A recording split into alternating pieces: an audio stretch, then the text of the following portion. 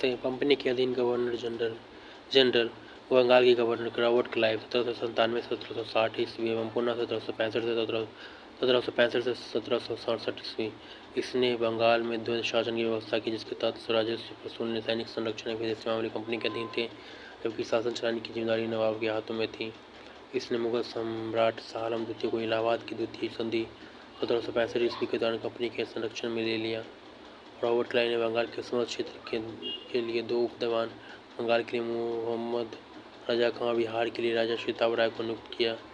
अन्य गवर्नर बड़ेलास 1767 से 1769, काटिल 1769 से 1772 ईस्वी, वॉरेन हेस्टिंग्स 1772 से 1774 ईस्वी कंपनी के अधीन गवर्नर जनरल। रेगुलेटिंग एक्ट 1773 के अनुसार बंगाल के गवर्नर को अब अंग्रेजी क्षेत्र का गवर्नर जनरल कहा जाने लगा, जिसका कार्यकाल 5 वर्ष का निर्धारित किया गया। मद्रास एवं बम्बई के गवर्नर को इसके अधीन कर दिया गया। इस प्रकार भारत में कंपनी के अधीन प्रथम गवर्नर जनरल वॉरेन हेस्टिंग्स 1774 से 1785 ईस्वी हुआ। वॉरेन हेस्टिंग्स 1750 ईस्वी में कंपनी के क्लर्क के रूप में कलकत्ता आया और अपनी कार्यकुशलता के कारण कासिम बाजार का अध्यक्ष, बंगाल का गवर्नर एवं कंपनी का गवर्नर जनरल बना। वॉरेन हेस्टिंग्स 1774 से 1785 ईस्वी इसने राजकीय कोषागार को मुर्शिदाबाद से हटाकर कलकत्ता लाया। 1772 ईस्वी में इसने प्रत्येक जिले में एक फौजदारी एवं दीवानी अदालतों की स्थापना की। फौजदारी अदालतें सदर निजामत अदालत द्वारा निरीक्षित होती थी। निजाम द्वारा नियुक्त दरोगा अदालत की अध्यक्षता करता था। दीवान अदालत में कलेक्टर मुख्य न्यायाधीश होता था। जिला फौजदारी अदालत एक भारतीय अधिकारी के अधीन होती थी, जिसकी सहायता के लिए एक मुफ्ती और एक काजी होता था। कलेक्टर इस न्यायालय के अधिकारियों की देखभाल करता था। कलकत्ता में एक सदर दीवानी अदालत और एक सदर फौजदारी अदालत की स्थापना की गई। सदर दीवानी अदालत में कलकत्ता काउंसिल का सभापति और उसकी काउंसिल का 2 सदस्य राय और मुख्य कानूनों की सलाह से न्याय करते थे। सदर फौजदारी अदालत में नायब निजाम, मुख्य काजी, मुफ्ती और 3 मौलवियों की सलाह से न्याय करते थे। 3 जिले की दीवानी और फौजदारी अदालतों के मुकदमे अंतिम निर्णय के लिए सदर अस्पतालों में भेजे जाते थे। दीवानी मुकदमों में जातीय कानून अर्थात हिंदुओं के संबंध में हिंदू कानून और मुसलमान के लिए मुस्लिम कानून लागू किया गया था, जबकि फौजदारी मुकदमों में मुस्लिम कानून लागू किया जाता था। 1772 में कोर्ट ऑफ डायरेक्टर्स ने द्वैध शासन को समाप्त करने तथा कंपनी को बंगाल, बिहार एवं उड़ीसा प्रांत की शासन व्यवस्था का उत्तरदायित्व संभालने का आदेश दिया। वॉरेन हेस्टिंग्स ने 2 उप दीवानों मोहम्मद रजा खां तथा राजा सिताब राय को पद से हटा दिया गया। हेस्टिंग्स ने नवाब की देखभाल के लिए मीर जाफर की विधवा मुन्नी बेगम को उसका संरक्षक नियुक्त किया। 1775 में मुन्नी बेग को हटाकर राजा मोहम्मद रजा खां को नवाब का संरक्षक नियुक्त किया गया। इसने 1781 ईस्वी में कलकत्ता में मुस्लिम लीग के लिए विकास के लिए प्रथम मदरसा स्थापित किया। इसी के समय 1782 ईस्वी में जोनाथन डंगर ने बनारस में संस्कृत विद्यालय की स्थापना की। गीता के अंग्रेजी अनुवाद विलियम विल्किंस चार्ल्स को हेस्टिंग्स ने आश्रय प्रदान किया। इसी के समय में सर विलियम जोन्स ने 1784 ईस्वी में दक्षिण एशियाटिक सोसाइटी ऑफ बंगाल की स्थापना की। इसने मुगल सम्राट को मिलने वाला 26 लाख रुपए की वार्षिक पेंशन बंद करवा दी। इसी के समय में 1780 ईस्वी में भारत का पहला समाचार पत्र द बंगाल गजेट का प्रकाशन जेम्स ऑगस्टस सिक्की ने किया था। इसी के समय में रेगुलेटिंग एक्ट के तहत 1774 ईस्वी में कलकत्ता में एक उच्च न्यायालय की स्थापना की गई, जिसका अधिकार क्षेत्र कलकत्ता तक था।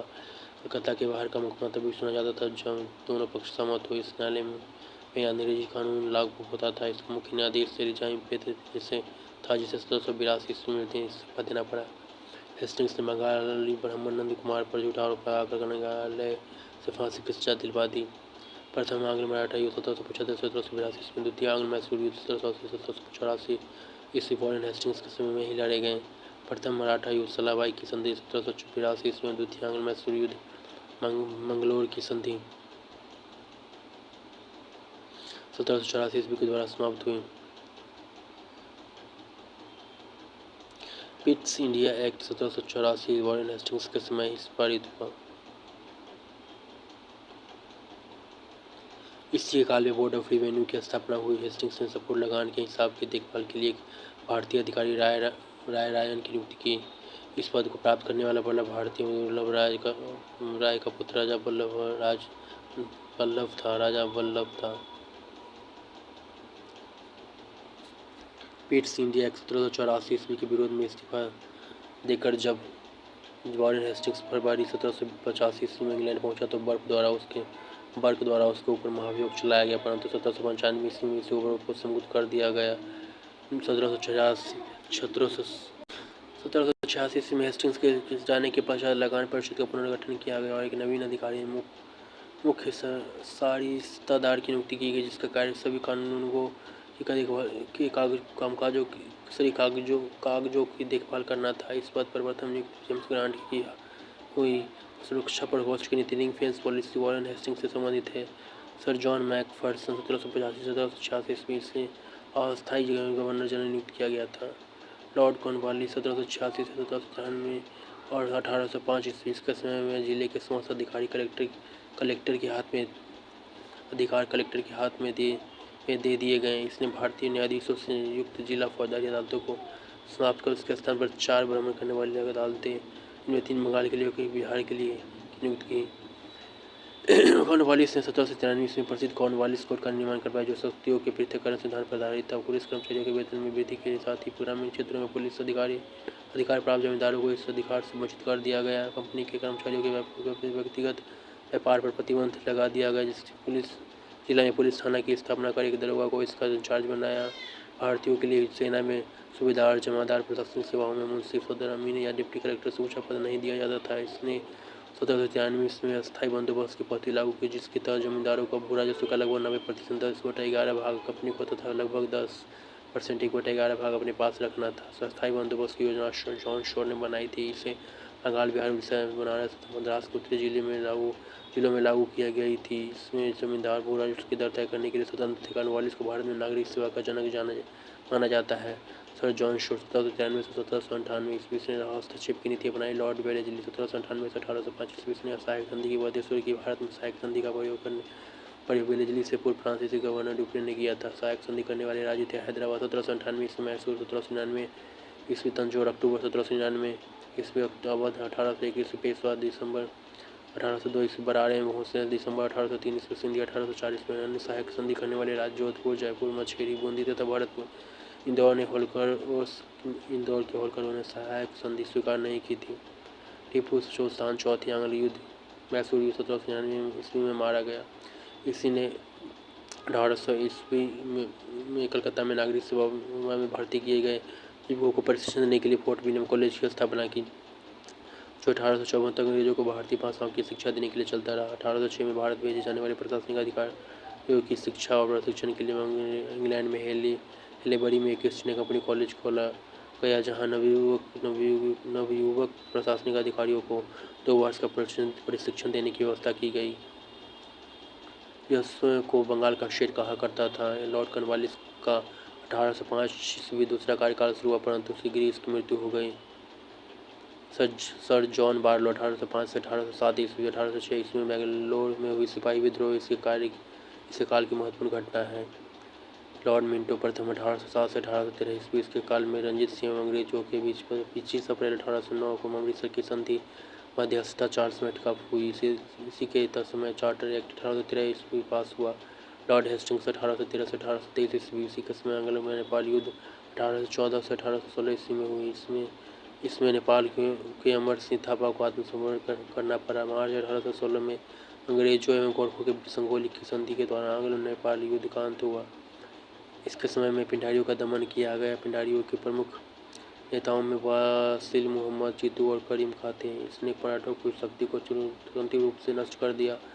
इसने प्रेस पर लगने लगे प्रतिबंध को समाप्त कर प्रेस के मार्गदर्शन के लिए नियम बनाए। इसी के समय 1822 ईस्वी का टेनेसी एक्ट के काश्तकारी अधिनियम लागू किया गया। लॉर्ड एम हर्ष 1827 से 1828 ईस्वी, इसके समय में प्रथम अंग्लो बर्मा युद्ध 1824 से 1826 ईस्वी लड़ा गया। 1826 में बर्मा और अंग्रेजों के बीच न्यू की संधि हुई। 1824 ईस्वी में बैरकपुर का सैन्य विद्रोह भी इसी के समय हुआ। लॉर्ड विलियम बेंटिंग 1828 से 1835 ईस्वी, 1830 ईस्वी में यह मद्रास का गवर्नर था। इसके समय 1806 ईस्वी में हाथी पर जातीय चिन्ह न लगाने तथा मकानों में बालियां न पहनने के देने पर वेलोर के सैनिकों ने विद्रोह कर दिया। 1833 ईस्वी में चार्टर एक्ट द्वारा बंगाल के गवर्नर जनरल को भारत का गवर्नर जनरल बना दिया गया। इस प्रकार भारत का पहला governor general Lord William Bentinck हुआ। बंगाल का प्रथम गवर्नर जनरल वॉरेन हेस्टिंग्स था। राजा राम मोहन राय के सहयोग से बेंटिंग ने 1829 ईस्वी में सती प्रथा को समाप्त कर दिया। बेंटिंग ने इस प्रथा के खिलाफ कानून बनाकर 1829 में धारा 17 के द्वारा विधवाओं के सती होने को अवैध घोषित कर दिया। अकबर और मराठा पेशवाओं ने भी सती प्रथा पर रोक लगाने का प्रयास किया था। बेंटिंक ने कर्नल श्रीमन की सहायता से 1803 ईस्वी तक ठगी प्रथा को समाप्त कर दिया। ठगी देवी काली की पूजा करते थे। सन 1835 ईस्वी बेंटिंक ने कलकत्ता मेडिकल कॉलेज की स्थापना की। इसके समय मैकॉले की अनुशंसा पर अंग्रेजी को शिक्षा का माध्यम बनाया गया। मैकॉले द्वारा कानून का वर्गीकरण भी किया गया। बेंटिक ने 1831 मैसूर से 1834 ईस्वी में कुर्ग एवं मध्य कचेर की हड़प लिया। इसने अंग्रेजों भारतीयों को उच्चदायी पदों पर नियुक्त किया। इसके समय में भारतीयों को प्रदान किया गया उच्चतम पद सदर अमीन का था, जिससे 700 रुपये प्रति माह तनख्वाह मिलती थी। इसके समय कंपनी की 1833 ईस्वी की चार्टर्ड एक्ट द्वारा यह निश्चित किया गया कि जाति, धर्म, रंग अथवा जन्म के आधार पर किसी व्यक्ति को कंपनी की सेवा में प्रवेश करने से नहीं रोका जाएगा। इसने शिशु बालिका की हत्या पर भी प्रतिबंध लगा दिया।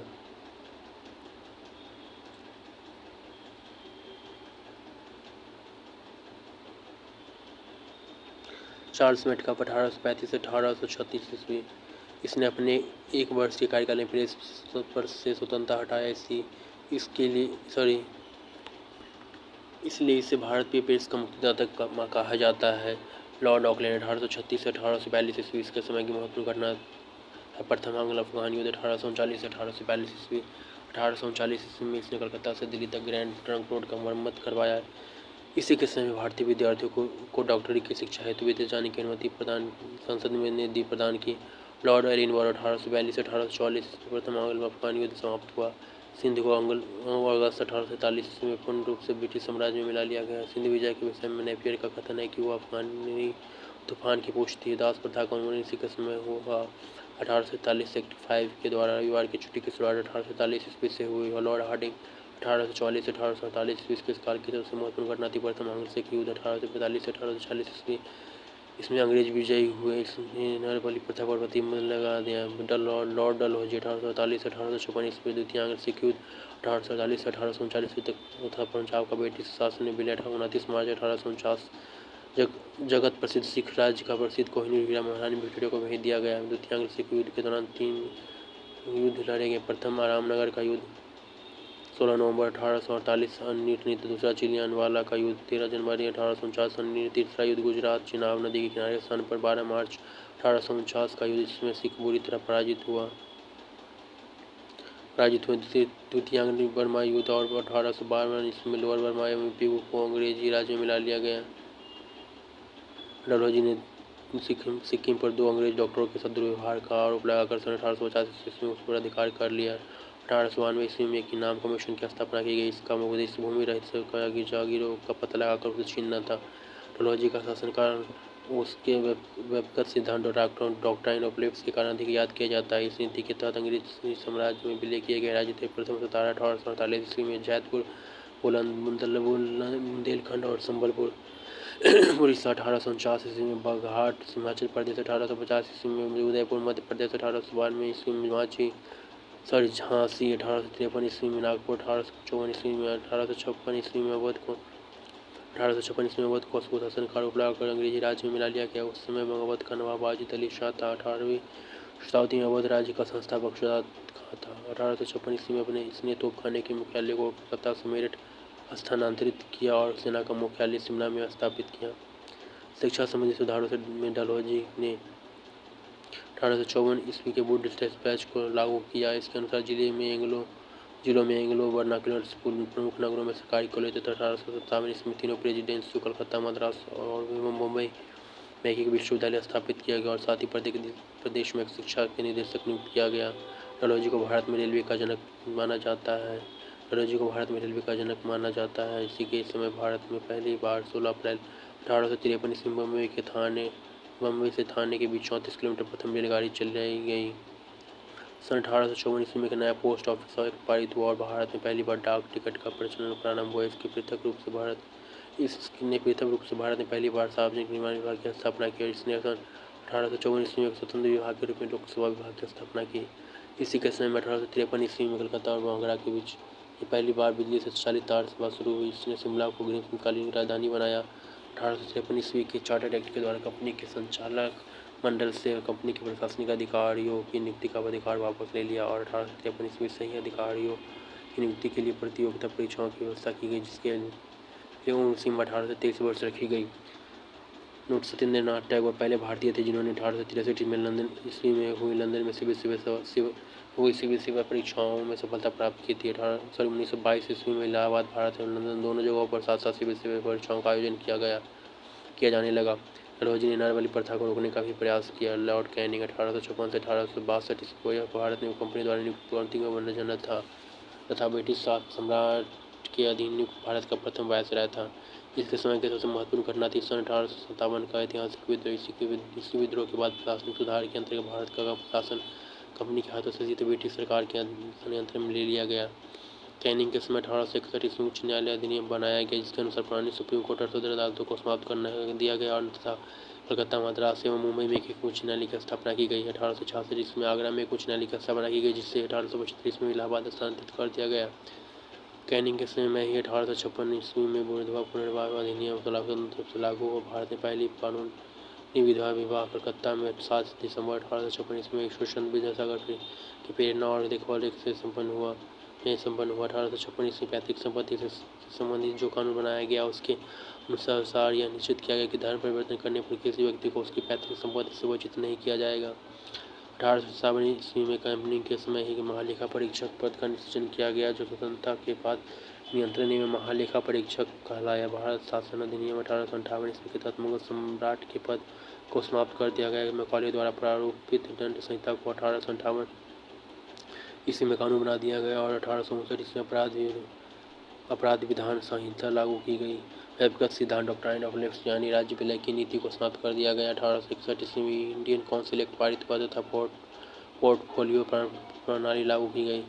लॉर्ड एल्गिन 1862 से 1863 ईस्वी इसने भावी आंदोलन का दमन किया। 1863 ईस्वी में धर्मशाला, हिमाचल प्रदेश में इसकी मृत्यु हो गई। लॉर्ड लॉरेंस 1864 से 1869, 1865 में भूटान में ब्रिटिश साम्राज्य पर अधिकार किया। अफगानिस्तान के संबंध में इसने हस्तक्षेप की नीति अपनाई जिसे शानदार निष्क्रियता के सिद्धांत के नाम से जाना जाता है। इसी के समय में उड़ीसा में सन 1866 ईस्वी में तथा बुंदेलखंड में राजपूताना में 1868 से 1869 में भीषण अकाल पड़ा। इसने हेनरी कैम्पबेल के नेतृत्व में अकाल आयोग का गठन किया। सन 1865 ईस्वी में इसके द्वारा भारत एवं यूरोप के बीच प्रथम समुद्री टेलीग्राफ सेवा शुरू की गई। लॉर्ड मेयो 1869 से 1872 ईस्वी लॉर्ड मेयो ने अजमेर में 1872 में मेयो कॉलेज की स्थापना की।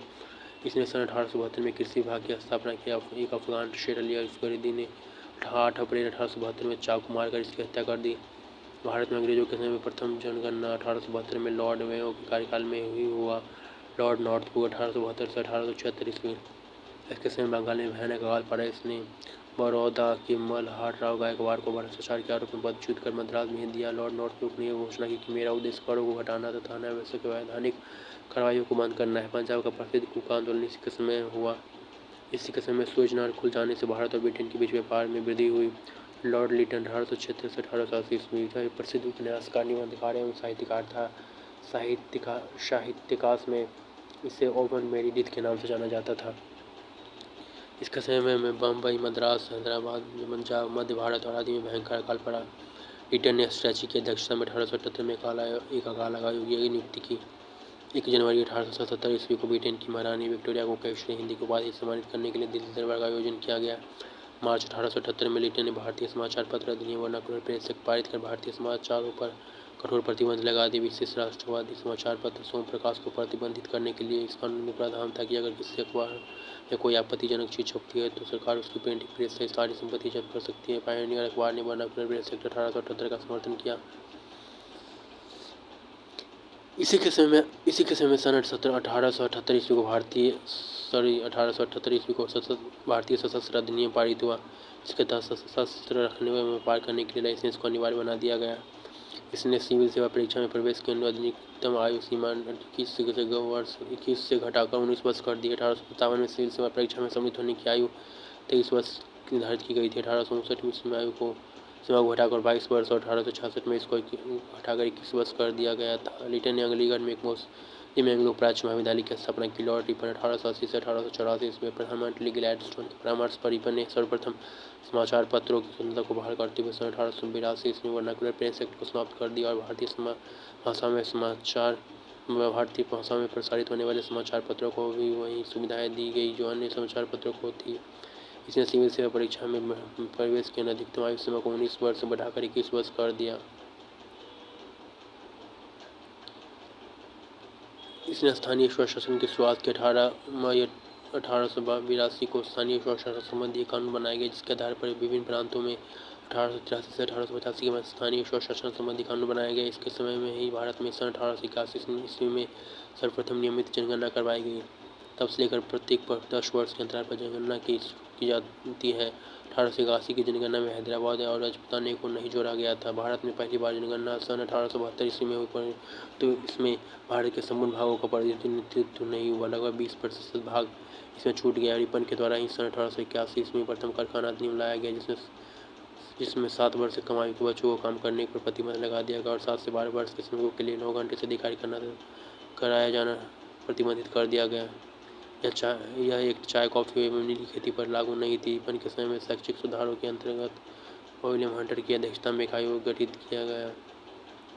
2 फरवरी 1883 को यूरोपियों के विरुद्ध भारतीय न्यायाधीशों द्वारा मुकदमे की सुनवाई के लिए लिबर्ट विधेयक प्रस्तुत किया गया,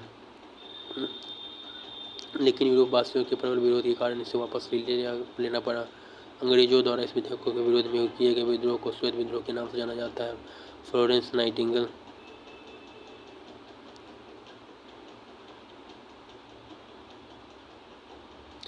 अंग्रेजों द्वारा इस विधेयक के विरोध में किए गए विद्रोह को अभी श्वेत विद्रोह के नाम से जाना जाता है। फ्लोरेंस नाइटिंगेल ने रिपन को भारत के उद्धारक की संज्ञा दी। लॉर्ड डफरिन 1884 से 1888 ईस्वी के दौरान समय तृतीय आंग्ल बर्मा युद्ध 1885 से 1888 हुआ और बर्मा को अंतिम रूप से अंग्रेजी राज में मिला लिया गया।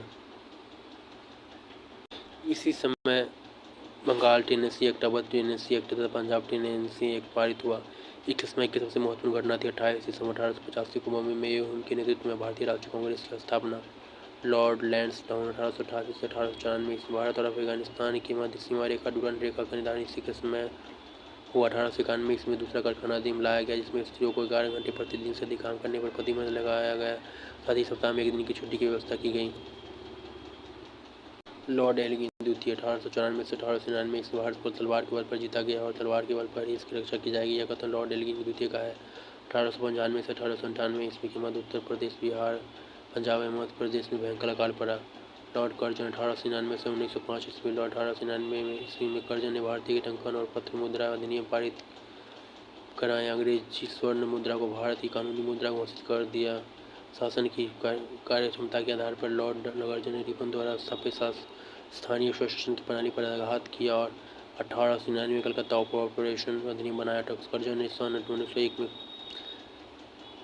1901 में सर कॉलिन स्कॉट मैनक्रीक की अध्यक्षता में एक सिंचाई आयोग, थॉमस रॉबर्टसन की अध्यक्षता में रेलवे आयोग, 1902 में सर एंड्रू फ्रेजर की अध्यक्षता में एक पुलिस आयोग एवं सर थॉमस रैली की अध्यक्षता में विश्वविद्यालय आयोग की स्थापना की। 1940 में भारतीय विश्वविद्यालय अधिनियम पारित किया गया।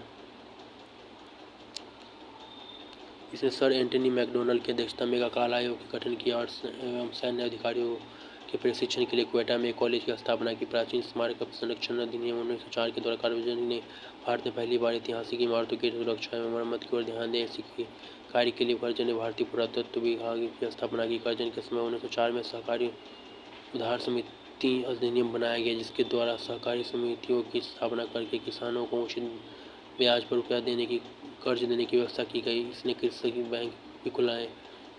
इसने 1901 में कृषि इंस्पेक्टर जनरल की नियुक्ति की। इसके समय 1905 में पूसा में कृषि अनुसंधान संस्था खोली गई। कर्जन के समय पहली बार प्रत्येक प्रांत और केंद्र स्तर पर एक निदेशक के अधीन एक पृथक उपचर विभाग की स्थापना की गई। लॉर्ड कर्जन के समय में किचनर परीक्षा को शैक्षणिक प्रशिक्षण में शामिल करके सेना की युद्ध क्षमता को बढ़ाया गया। इसी कार्यकाल के दौरान कलकत्ता में विक्टोरिया मेमोरियल हॉल का निर्माण हुआ। कर्जन ने भारत विरोधी कार्यों में सर्वाधिक महत्वपूर्ण था। 1905 ईस्वी में बंगाल का विभाजन। 9 जुलाई 1905 को बंगाल विभाजन के निर्णय की घोषणा की शिमला में की गई और इसका प्रारूप प्रकाशित किया गया। सितंबर 1905 में उस सम्राट ने भी स्वीकृति दे दी। 16 अक्टूबर 1905 को ईस्वी बंगाल विभाजन की योजना को लागू किया गया। बंगाल को 2 प्रांतों में बांट दिया गया, एक पूर्वी बंगाल और असम प्रांत, दूसरा पश्चिम बंगाल। पूर्वी बंगाल का मुख्यालय ढाका में बनाया गया और lieutenant governor sir Andrew Fraser को lieutenant governor sir Andrew Fraser को बनाया गया। गवर्नर जनरल की कार्यकारिणी के अन्य सैनिक सदस्यों के अधिकारों के प्रश्न पर कर्जन का प्रधान सेनापति किचनर से मतभेद हो गया, जिससे भारतीय सचिव ने किचनर का पक्ष लिया। इससे असंतुष्ट होकर अंग्रेज 1905 में लॉर्ड कर्जन ने त्याग पत्र दे दिया। लॉर्ड मिंटो द्वितीय 1905 से 1910 इसके समय में आगा खान सलीमुल्लाह खान के द्वारा ढाका में 1906 में मुस्लिम लीग की स्थापना की गई। 1907 में सूरत के कांग्रेस के सूरत अधिवेशन में कांग्रेस का विभाजन हो गया। इसके शासनकाल में 1907 में आंग्ल एवं रूसी प्रतिनिधिमंडलों के बीच बैठक हुई। मुसलमानों के लिए अलग निर्वाचन व्यवस्था मॉन्टेमिंटो सुधार अधिनियम 1909 के द्वारा किया गया। लॉर्ड हार्डिंग द्वितीय 1910 से 1916 ईस्वी के समय ब्रिटेन के राजा जॉर्ज पंचम भारत आए। 12 दिसंबर 1911 ईस्वी में दिल्ली में एक भव्य दरबार का आयोजन हुआ। यहाँ पर बंगाल विभाजन को रद्द करने की घोषणा की गई और भारत की राजधानी कलकत्ता से दिल्ली स्थानांतरित करने की घोषणा की गई। 1912 ईस्वी में दिल्ली के भारत की राजधानी बनी। 23 दिसंबर 1912 ईस्वी को लॉर्ड हार्डिंग पर बम फेंका गया। इस कांड में भाई बाल मुकुंद को फांसी दे दी गई। इसी के समय 28 जुलाई 1914 को प्रथम विश्व युद्ध प्रारंभ हुआ। इसी के शासनकाल में फिरोजशाह मेहता ने बॉम्बे क्रॉनिकल एवं ऑर्गेनिक शंकर विद्यार्थी ने प्रताप का प्रकाशन किया। 1916 में लॉर्ड हार्डिंग को बनारस हिंदू विश्वविद्यालय का कुलाधिपति नियुक्त किया गया। लॉर्ड चैम्सफोर्ड 1916 से 1921 में कांग्रेस के लखनऊ अधिवेशन 1916 में कांग्रेस का एकीकरण हुआ एवं मुस्लिम लीग के साथ समझौता हुआ।